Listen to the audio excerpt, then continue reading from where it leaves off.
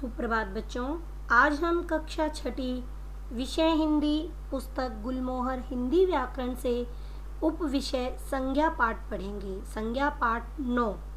बच्चों, संज्ञा और उसके विकार इस पाठ में बताए गए हैं। तो देखिए व्याख्यान 1। तो सबसे पहले बच्चों की संज्ञा क्या है? परिभाषा: जिस शब्द के द्वारा किसी व्यक्ति, वस्तु, स्थान अथवा भाव के नाम का बोध हो उसे संज्ञा कहते हैं। बच्चों, यहाँ पर बताया गया है जिन शब्दों के द्वारा किसी व्यक्ति, वस्तु, स्थान, प्राणी व भाव के नाम का बोध होता है या पता चलता है उसे संज्ञा कहते हैं। बच्चों, नाम वाले सभी शब्द संज्ञा होते हैं, चाहे वो व्यक्ति का नाम हो, वस्तु का नाम, स्थान का या मनुष्य के अंदर के भाव हो, तो उन्हें कहते हैं संज्ञा। तो देखिए उदाहरण के रूप में जैसे आयुष, नेहा, गाजियाबाद। बच्चों, आयुष और नेहा यहाँ व्यक्ति के नाम है, गाजियाबाद ये जगह का नाम है, पुस्तक वस्तु का नाम है और बुढ़ापा ये हमारे भाव है। उसी तरह ईमानदारी और गरीबी ये दोनों भी भाव है। तो बच्चों, इनके आधार पर हम संज्ञा का पता लगा सकते हैं। तो बच्चों, इसकी परिभाषा से हमें समझ में आता है कि चाहे व्यक्ति का, वस्तु का, स्थान का, प्राणी का या मन के भाव हो मनुष्य के, वो सभी शब्द जो है संज्ञा कहलाते हैं। तो नाम वाले शब्द संज्ञा कहलाते हैं। तो देखिए बच्चों, संज्ञा के भेद। संज्ञा के 3 भेद होते हैं: व्यक्तिवाचक संज्ञा, जातिवाचक संज्ञा और भाववाचक संज्ञा। तो बच्चों, अब प्रश्न उठता है कि व्यक्तिवाचक संज्ञा किसे कहते हैं? तो देखिए, जिन शब्दों से किसी विशेष व्यक्ति, वस्तु या स्थान के नाम का पता चले वे व्यक्तिवाचक संज्ञा शब्द कहलाते हैं।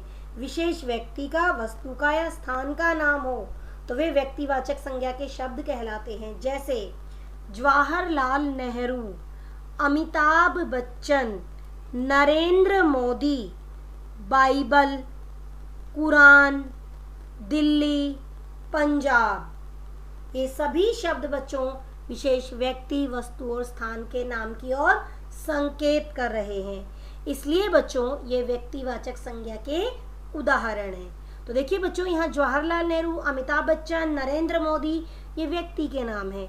बाइबल, कुरान ये धार्मिक पुस्तकें हैं। उसी तरह दिल्ली, पंजाब ये स्थान के नाम हैं। तो विशेष व्यक्ति, वस्तु, स्थान के नाम को व्यक्तिवाचक संज्ञा कहते हैं। अब देखिए जातिवाचक संज्ञा। जो शब्द किसी प्राणी, वस्तु या स्थान की पूरी जाति का बोध कराते हैं उन्हें जातिवाचक संज्ञा कहते हैं। तो एक ही तरह के प्राणियों, वस्तुओं व स्थानों के नाम को जातिवाचक संज्ञा कहते हैं। एक व्यक्ति का नाम नहीं, एक ही तरह के प्राणियों, यानी व्यक्ति एक अकेले व्यक्ति का नहीं, जब हम उनको ग्रुप के रूप में, जैसे जब हम मोहन, सोहन, रोहन कहेंगे तो अलग अलग नाम होंगे, किंतु जब हम इनको कहेंगे कि बच्चे तो ये पूरी एक जाति, एक प्राणी, एक समुदाय के नाम को संबोधित करती है। तो बच्चे, तो बच्चों उन्हें जातिवाचक संज्ञा शब्द कहते हैं। जैसे चिड़िया, पुस्तक, पहाड़, अध्यापक, फूल। बच्चों, चिड़िया ये किसी एक चिड़िया की बात नहीं है, सभी चिड़िया के विषय में एक ही नाम लिया जाता है, चिड़िया। पुस्तक, यहाँ पर कोई एक पर्टिकुलर पुस्तक नहीं कहा है, पुस्तक कोई भी पुस्तक हो सकती है। उसी तरह पहाड़, यहाँ पर किसी भी पहाड़ को कहा जा सकता है पहाड़। यहाँ पर ये नहीं कहा कि माउंट एवरेस्ट या नीलगिरी की पहाड़ियाँ, यहाँ पर कहा गया है पहाड़। अध्यापक, यहाँ श्रीमती नीलम रोहिला या शालिनी अग्रवाल या हिना मल्होत्रा का नाम नहीं लिया गया, तो बच्चों यहाँ पर कहा गया अध्यापक। फूल, किसी भी फूल के विषय में कह सकते हैं हम फूल, यहाँ पर किसी एक का नाम नहीं लिया गया। तो इसलिए बच्चों जो शब्द किसी प्राणी, वस्तु या स्थान की पूरी जाति का बोध कराते हैं उन्हें जातिवाचक संज्ञा कहते हैं। तो एक ही तरह के प्राणियों, वस्तुओं व स्थानों के नाम को जातिवाचक संज्ञा कहते हैं। जैसे चिड़िया, पुस्तक, पहाड़, अध्यापक, फूल, बच्चे, नदी, समुद्र, ये सभी क्या है? जातिवाचक संज्ञा के उदाहरण। तो तीसरा उदाहरण देखिए, भाववाचक संज्ञा की परिभाषा। भाववाचक संज्ञा वे संज्ञा शब्द जिनसे प्राणी या वस्तु के गुण, दोष, अवस्था, दशा आदि का ज्ञान होता है, वे भाववाचक संज्ञा शब्द कहलाते हैं। यहाँ पर नाम नहीं लिया गया, देखो किसी भी व्यक्ति, वस्तु, स्थान के नाम की बात नहीं की गई है। यहाँ पर है वे संज्ञा शब्द जिनसे प्राणी या वस्तु के गुण, दोष, अवस्था, दशा आदि का ज्ञान होता है, वे भाववाचक संज्ञा शब्द कहलाते हैं। जैसे मिठास, बुढ़ापा, थकान, गरीबी, हंसी, साहस, वीरता आदि शब्द भाव, गुण, अवस्था का बोध करा रहे हैं, इसलिए ये भाववाचक संज्ञाएं हैं। तो बच्चों, मीठा से बनता है मिठास, बूढ़ा से बनता है बुढ़ापा, थकना से थकान, गरीब से गरीबी और हंस से हंसी। बच्चों, भाववाचक संज्ञाएं हमारे मन के अंदर उठने वाले भाव होते हैं। कुछ महत्वपूर्ण बातें। भाववाचक संज्ञाएं सामान्यतः महसूस की जाती हैं। बच्चों, ये महसूस की जाती हैं, किसी व्यक्ति या वस्तु का नाम नहीं होती हैं। ये एहसास होते हैं हमारे अंदर के, और ये अगणनीय होती हैं, ये गिनी नहीं जा सकती। ये हमारे मन के भाव होते हैं। कहते हैं ना कि जो हमारे शब्द हैं वो दिखाई नहीं देते, वो सुने और महसूस किए जाते हैं। उसी प्रकार ये जो भाववाचक संज्ञाएं, इन्हें महसूस किया जा सकता है। इनका प्रयोग सदैव एक वचन में होता है। तो भाववाचक संज्ञाएं सदैव महसूस की जाती हैं और ये अगणनीय होती हैं, यानी इन्हें गिना नहीं जा सकता। इनका प्रयोग सदैव एक वचन में होता है। देखिए, जातिवाचक संज्ञाएं गणनीय होती हैं, जैसे पुस्तक, रोटी, पेन, पेंसिल, ये गणनीय होती है। 4, 5, 7 गिना जा सकता है इन्हें। कभी कभी व्यक्तिवाचक संज्ञा का प्रयोग जातिवाचक संज्ञा के रूप में भी किया जाता है। देखिए, जो व्यक्तिवाचक संज्ञा है कभी कभार वो जातिवाचक संज्ञा के रूप में प्रयोग की जाती है। जैसे हमारे देश में रावणों की कमी नहीं है। तो बच्चों, यहाँ रावण के स्वभाव की विशेषता को लेकर बात की गई है। तो एक पर्टिकुलर रावण की बात नहीं की गई कि रावण जैसे बुरे स्वभाव वाला था, तो यहाँ पर हमारे देश में रावणों की कमी नहीं है। इसलिए ये रावण शब्द जो है व्यक्तिवाचक संज्ञा का उदाहरण है, किंतु यहाँ पर ये जातिवाचक संज्ञा के रूप में प्रयोग किया गया है। आगे देखिए बच्चों, हिंदी भाषा में अंग्रेजी के प्रभाव में संज्ञा के 2 भेद और स्वीकृत कर लिए गए हैं। यानी अंग्रेजी भाषा में भी 2 और भेद स्वीकार किए गए हैं, उसी प्रकार हमारी हिंदी भाषा में भी 2 भेद स्वीकार कर लिए गए हैं। ये हैं द्रव्यवाचक संज्ञा और समूहवाचक संज्ञा। द्रव्य बच्चों तरल पदार्थ और समूह यानी झुंड। तो बच्चों अब देखिए द्रव्यवाचक संज्ञा। जो संज्ञा शब्द किसी धातु या द्रव्य पदार्थ का बोध कराते हैं, द्रव्य मतलब बेटा तरल पदार्थों का बोध कराते हैं, वे द्रव्यवाचक संज्ञा शब्द कहलाते हैं। जैसे सोना, लोहा, घी, तेल, दूध, चांदी, आटा, चीनी, चावल, ये सब घुल जाते हैं, तरल पदार्थ के रूप में प्रयोग किए जा सकते हैं। सोने को गर्म किया जाए तो पिघल जाएगा, उसी प्रकार लोहा भी। घी, तेल, दूध, चांदी, ये तो होते ही तरल पदार्थ हैं। आटा, चीनी, चावल, ये भी पानी में घुल सकते हैं। तो बच्चों, तो जो संज्ञा शब्द धातु या द्रव्य पदार्थ का बोध कराते हैं, वे द्रव्यवाचक संज्ञा शब्द कहलाते हैं। अब देखिए समूहवाचक संज्ञा। जिन संज्ञा शब्दों से एक ही जाति के व्यक्तियों या वस्तुओं के समूह का, एक ही तरह के व्यक्तियों या समूह का, वस्तुओं के समूह का बोध होता है, उन्हें हम कहते हैं समूहवाचक संज्ञा। जैसे सेना, सेना में कई व्यक्ति होते हैं, किंतु जब उनको एकजुट के रूप में बनाया जाता है तो उसे कहा जाता है सेना।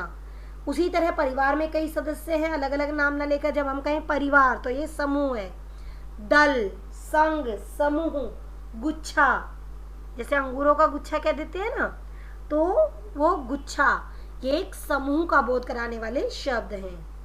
आदि शब्द एक ही जाति अथवा वस्तु के समूह का बोध कराते हैं, इसलिए ये समूहवाचक संज्ञा शब्द कहलाते हैं। तो एक बार वो देखिए बच्चों, जिन संज्ञा शब्दों से एक ही जाति के व्यक्तियों या वस्तुओं के समूह का बोध होता है उन्हें समूहवाचक संज्ञा शब्द कहते हैं। जैसे सेना, परिवार, दल, संघ, समूह, गुच्छा आदि शब्द एक ही जाति अथवा वस्तु के समूह का बोध कराते हैं। भाववाचक संज्ञाओं का निर्माण बच्चों 4 प्रकार से होता है। नंबर 1 जातिवाचक संज्ञा से, नंबर 2 सर्वनाम से, नंबर 3 विशेषण से और नंबर 4 क्रिया से। अब जातिवाचक संज्ञाओं के द्वारा भाववाचक संज्ञा का निर्माण देखिए। जातिवाचक संज्ञाएं हैं वीर, मित्र, पशु, कायर, शत्रु, बूढ़ा और लड़का। बच्चों ये सभी शब्द जातिवाचक संज्ञा के हैं, किंतु इससे भाववाचक संज्ञाएं किस प्रकार बनती हैं देखिए। वीर से बना वीरता, मित्र से बना मित्रता, पशु से बना पशुता, कायर से बना कायरता, शत्रु से बना शत्रुता, बूढ़ा से बना बुढ़ापा और लड़का से बना लड़कपन। बच्चों इस तरह जातिवाचक संज्ञा शब्द भाववाचक संज्ञा के रूप में प्रयोग कर लिए जाते हैं। आगे देखिए, विशेषण से मधुर, मीठा, कठोर, प्यासा, कुशल, सफेद, सरल और अच्छा। बच्चों ये सभी शब्द विशेषण हैं। अब इन विशेषण शब्दों से भाववाचक संज्ञा का निर्माण किस प्रकार होगा देखिए। मधुर से बनेगा मधुरता, कठोर से बनेगा कठोरता, प्यासा से बनेगा प्यास, कुशल से बनेगा कुशलता, सफेद से बनेगा सफेदी, सरल से बनेगा सरलता और अच्छा से बनेगा अच्छाई। बच्चों ये विशेषण शब्द हैं, इनके द्वारा भाववाचक संज्ञाओं का निर्माण। अब देखिए क्रिया के द्वारा भाववाचक संज्ञाओं का निर्माण। क्रिया शब्द देखिए, उड़ना, हंसना, झुकना, काटना, दौड़ना, खोजना, झुकना और घबराना। बच्चों ये सभी शब्द क्रिया के हैं और क्रिया से अब भाववाचक संज्ञाएं किस प्रकार बनेंगी देखिए। उड़ना से उड़ान, हंसना से हंसी, झुकना से झुकाव, काटना से कटाई, दौड़ना से दौड़, खोजना से खोज, झुकना से झुकाव और घबराना से घबराहट। ये क्रिया शब्दों से बने भाववाचक संज्ञा शब्द। तो बच्चों आप देखिए सर्वनाम के द्वारा भाववाचक संज्ञा का निर्माण। मम, पराया, सर्व, अपना और अहम। अहम से बना अहंकार। तो बच्चों ये सर्वनाम से बनने वाले भाववाचक संज्ञा के उदाहरण देखिए। मम से ममता, पराया से परायापन, सर्व से सर्वस्व, अपना से अपनापन, अहम से अहंकार। तो बच्चों ये बने सर्वनाम से भाववाचक संज्ञा के उदाहरण। अब देखिए अभ्यास कार्य के प्रश्न। बच्चों अब देखिए अभ्यास कार्य का प्रश्न 1। जैसा कि मैंने अभी आपको संज्ञा और उसके भेद बताए हैं, उसी के आधार पर प्रश्न। नीचे दिए गए वाक्यों में व्यक्तिवाचक, जातिवाचक व भाववाचक संज्ञा शब्द छांटकर लिखो।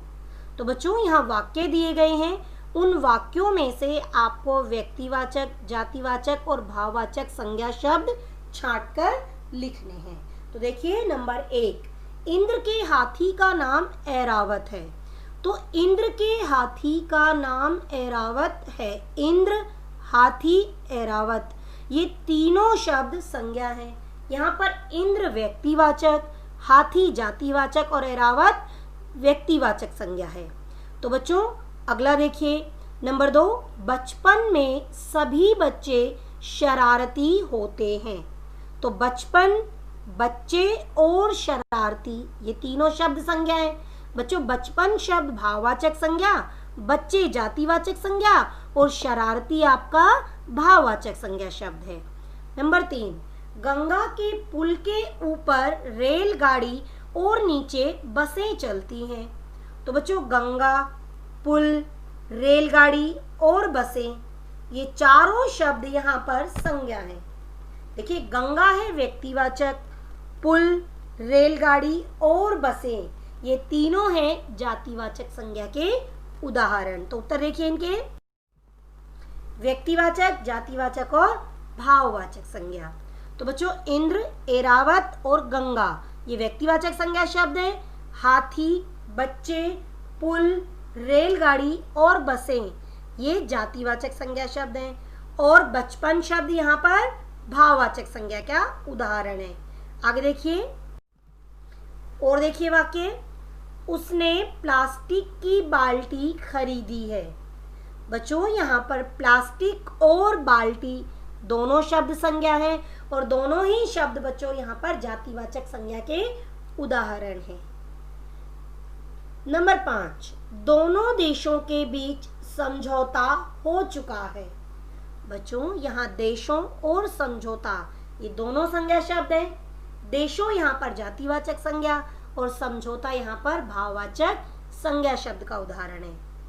नंबर 6, मीरा ने अपनी सुंदरता से सबको प्रभावित किया था।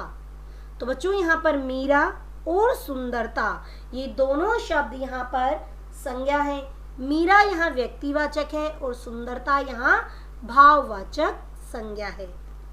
नंबर 7, आगरा का ताजमहल और दिल्ली की कुतुब मीनार देखते ही बनते हैं। तो आगरा, ताजमहल, कुतुब मीनार और दिल्ली ये संज्ञा शब्द है।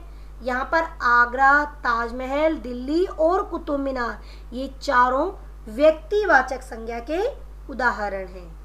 आगे देखिए, प्रेम और विश्वास से ही लोगों का दिल जीता जा सकता है।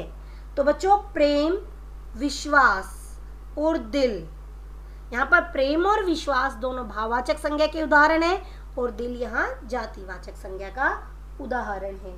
तो देखिए बच्चों, व्यक्तिवाचक संज्ञा है मीरा, आगरा, ताजमहल, दिल्ली और कुतुब मीनार। जातिवाचक संज्ञा प्लास्टिक, बाल्टी, देश और लोग। भाववाचक संज्ञा सुंदरता, प्रेम, विश्वास और समझौता, ये सभी भाववाचक संज्ञा के उदाहरण हैं। आगे देखिए बच्चों प्रश्न, भाववाचक संज्ञाएं बनाओ। अभी मैंने आपको बताया कि 4 तरीके से बनती है भाववाचक संज्ञाएं। एक तो बनती है जातिवाचक संज्ञा से, फिर सर्वनाम से और फिर विशेषण से और क्रिया से। 4 तरीके से संज्ञा, जातिवाचक, सर्वनाम से, क्रिया से और विशेषण से। आगे देखिए, लिखना से लिखावट, चोर से चोरी, अपना से अपनापन, मीठा से मिठास और बच्चा से बनेगा बचपन। ये है भाववाचक संज्ञा के उदाहरण। आगे देखिए, मानव, मानवता, लाल, लालिमा, बूढ़ा, बुढ़ापा, बुरा, बुराई, प्रभु, प्रभुत्व। निम्नलिखित वाक्यों के रिक्त स्थानों में उपयुक्त भाववाचक संज्ञाएं भरो। यह है प्रश्न नंबर 3। आपको यहाँ वाक्यों में उचित संज्ञा शब्द भरने हैं। तो नंबर 1 है सदा मीठे डैश बोलने चाहिए। तो क्या वचन, सदा मीठे वचन बोलने चाहिए।